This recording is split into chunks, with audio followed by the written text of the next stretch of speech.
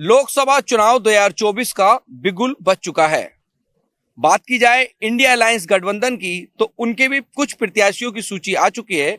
वहीं एनडीए ने भी 195 प्रत्याशियों की सूची जारी की है, जिसमें यूपी में 51 प्रत्याशी मैदान में उतारे हैं एनडीए ने, और जिसमें एक प्रत्याशी संभल लोकसभा से, जिनका नाम श्री परमेश्वर लाल सैनी है, उनके ऊपर भाजपा ने एक बार फिर से भरोसा जताया है। हमारे साथ बात करने के लिए इस समय मौजूद हैं परमेश्वर लाल सैनी जी, जो कि भारतीय जनता पार्टी से संभल लोकसभा से उम्मीदवार हैं।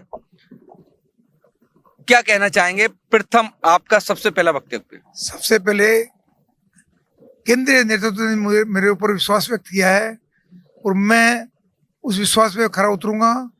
आम जनता ने, आम समाज, हर सर्व समाज के लोगों ने इस बार मन बना लिया है कि कमल का फूल खिलेगा संभल के अंदर। आदरणीय नरेंद्र मोदी जी तीसरी बार देश के प्रधानमंत्री बनेंगे। पिछली बार 2014 में भी भारतीय जनता पार्टी के सांसद रहे थे सतपाल सैनी, वो यहाँ से जीत हासिल की थी, पर 2019 में उनसे ज्यादा आपको मत मिले थे, फिर भी हार हासिल हुई थी। तो जो कमियां पहले रह गई 2019 में, उन कमियों को दूर करने के लिए इस बार आपने क्या नई रणनीति अपनाई है? 2024 के अंदर सर्व समाज ने तय कर लिया है, विकास के काम पर वोट मिलेगा, कानून के काम पे वोट मिलेगा। माननीय नरेंद्र मोदी जी को तीसरी बार प्रधानमंत्री बनाएंगे, ये सब सर्व समाज ने तय कर लिया है। इस बार हर कीमत पे यहाँ से कमल खिलेगा।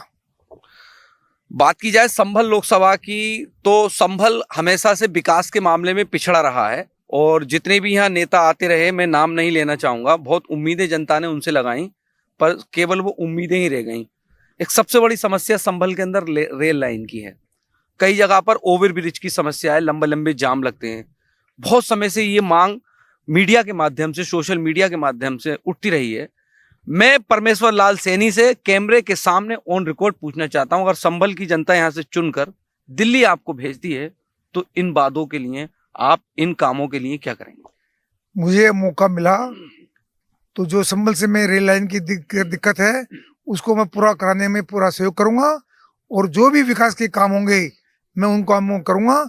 चंदोसी में 36B का जो है पुल का निर्माण, वो काम चालू है और उसमें प्रगति लाने के लिए मैं पूरा प्रयास करूंगा। पिछली बार जिस तरह से चुनाव आप लड़े और हारे, अब फिर एक बार ये कहा जा रहा है कि व्यवहार परमेश्वर लाल सैनी का ऐसा है कि परमेश्वर लाल सैनी अगर शीर्ष नेतृत्व से कुछ मांगते हैं तो वहां मने करने वाले लोग नहीं हैं, और यहाँ की जनता का भी भरपूर प्यार था, पर वो जीत के आंकड़ों में नहीं बदल पाया। आपसे मैंने सवाल पूछा भी था कि पिछली बार क्या कमियां रह गई, उनमें कहां तक सुधार होगा। जब से आप पिछली बार 2019 से चुनाव हारे, पर लगातार आप क्षेत्र में बने रहे, पब्लिक के बीच जाते रहे। असमोली एक ऐसा क्षेत्र था जहां से आप पिछली बार हार कर आए थे। अब पता चल रहा है कि आपने वहां बहुत ज्यादा मेहनत करी है। वो तो अब चुनाव के जब परिणाम आएंगे तब पता चलेगा। आप छोटा हो, बच्चा हो, बड़ा हो, सबसे मिले, प्यार मोहब्बत से मिले। क्या लगता है ये जो संबंध आपने बनाए हैं, ये वोटों में कन्वर्ट हो पाएंगे? जनता ने मुझे बहुत प्यार दिया, बहुत सम्मान दिया, और वाकई में हर समाज के लोगों ने मुझे आशीर्वाद दिया है कि इस बार आपको हर कीमत पे जिता के भेजना है, और आपकी मैं भी चाहूंगा कि मैं जीतने के बाद में आपके बीच में रह करके सेवा करूंगा और कोई भेदभाव नहीं करूंगा। सब लोग मेरे लिए परिवार की तरह है। क्या लग रहा है कितनी जीत मान के चल रहे हैं इस बार? इस बार मैं बम्पर वोट से जीतूंगा। मेरे सामने विपक्ष का कोई व्यक्ति नहीं टिकेगा, क्योंकि मैंने काम किया है, मैंने समाज के अंदर बीच में रह करके सेवा की है, और जनता ने भी तय कर लिया है कि इस बार हर कीमत पे कमल का फूल खिलेगा। ये थे भारतीय जनता पार्टी के लोकसभा प्रत्याशी परमेश्वर लाल सैनी, जिनका कहना है कि मैं हारने के बाद भी बैठा नहीं, लगातार निरंतर जनता के बीच जाता रहा और टटोलता रहा कि पिछली बार क्या कमियां रह गई थी, जिनको इस बार भर लिया जाएगा। और कहीं ना कहीं परमेश्वर लाल सैनी की बात की जाए या भारतीय जनता पार्टी से जुड़े हुए तमाम कार्यकर्ताओं की बात की जाए तो दिन रात मेहनत में लगे हुए हैं। पर बात की जाए अन्य विपक्षी दलों की तो अभी तक उनके प्रत्याशियों की कोई सूची नहीं है, कोई नाम क्लियर नहीं हो पाए। चूंकि इंडिया अलायंस की तरफ से डॉक्टर शफीकुर रहमान बर्क का नाम क्लियर हुआ था, पर उनका देहांत हो गया।